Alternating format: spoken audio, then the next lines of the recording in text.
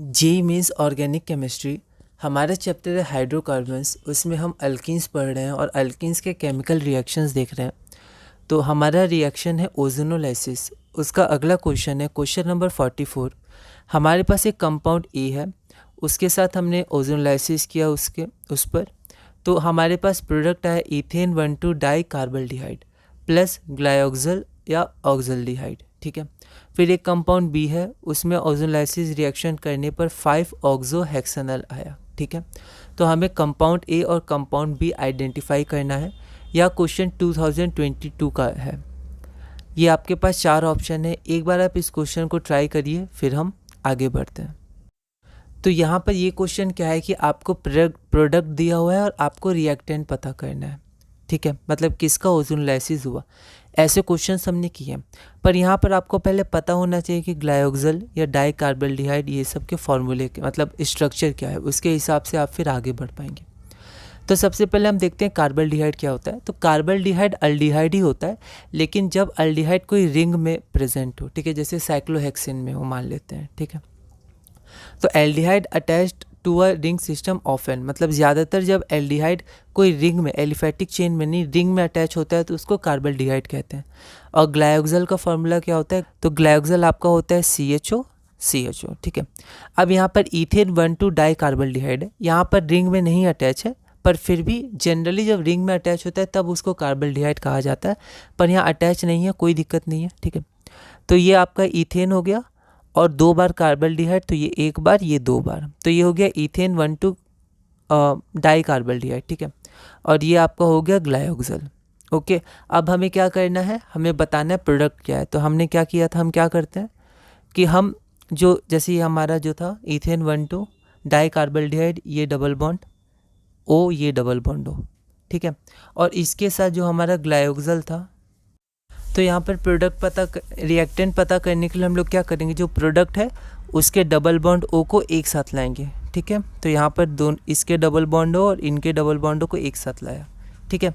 तो अब यहाँ पर रिंग फॉर्मेशन हो जाएगी। तो रिंग में हमें पता होना चाहिए कौन कौन सा कार्बन को हमने यहाँ पर अटैच किया है। तो क्या करते हैं, इसके कार्बन को A मान लेते हैं, ये कार्बन को B, ये कार्बन को C, ये कार्बन को D। फिर जैसे हमने ये क्वेश्चन पहले किया, ये डबल बॉन्ड और डबल बॉन्ड O हटेगा तो इनके बीच डबल बॉन्ड आएगा, और ये O हटेगा तो इनके बीच डबल बॉन्ड आएगा। ठीक है। अब ये क्या बनेगा, तो अगर हम देखेंगे तो 1 2 3 4 5 6। ठीक है। तो ये साइक्लोहेक्सेन मतलब हेक्सेन रिंग बनेगा और डबल बॉन्ड होगा। ठीक है।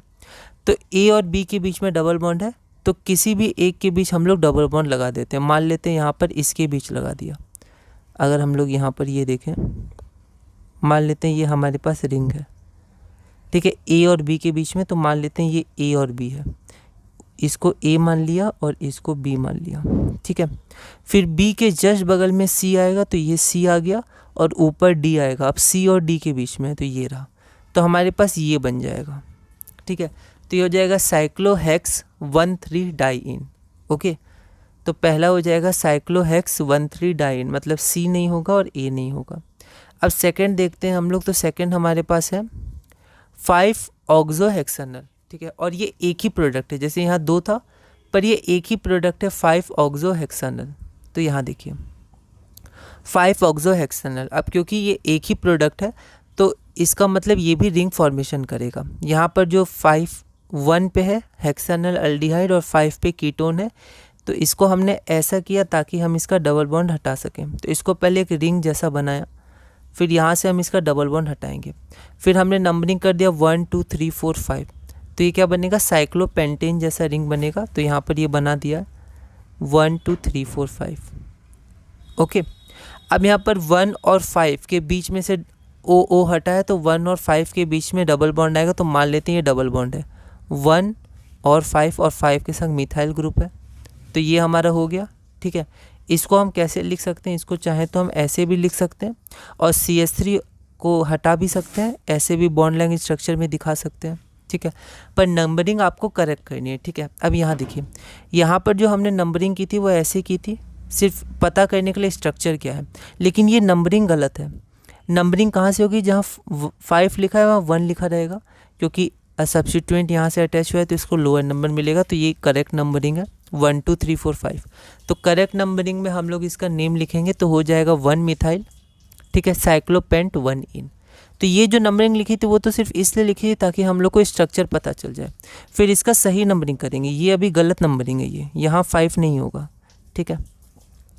तो ये अभी गलत नंबरिंग है, इसका सही नंबरिंग हमने किया तो ये करेक्ट नंबरिंग हुआ। इसके हिसाब से नाम हो जाएगा 1 मिथाइल साइक्लोपेंट 1 इन, जो हमारा रिक्वायर्ड आंसर है।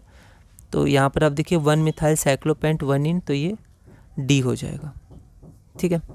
अगला क्वेश्चन है ozonolysis of A produces acetone and propion aldehyde, ठीक है।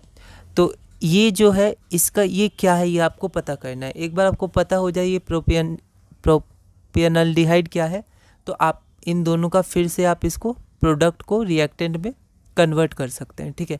इसका इक्विमोलर मिक्सचर आपको दिया हुआ है। यहाँ पर आप ध्यान दीजिए कि यहाँ पर आपको सिर्फ एक प्रोडक्ट दिया हुआ था, 2 नहीं दिया था, जैसे यहाँ 2 दिया हुआ है, ठीक है। तो ये 1 दिया है तो ये एक ही अपने में ये रिंग फॉर्मेशन करेगा, ठीक है, एक ही मॉलिक्यूल में, इंट्रा मॉलिक्यूलर। तो एक बार आप इस क्वेश्चन को ट्राई करिएगा, ये 2011 में आया था। अगली वीडियो में हम इसे सॉल्व करेंगे।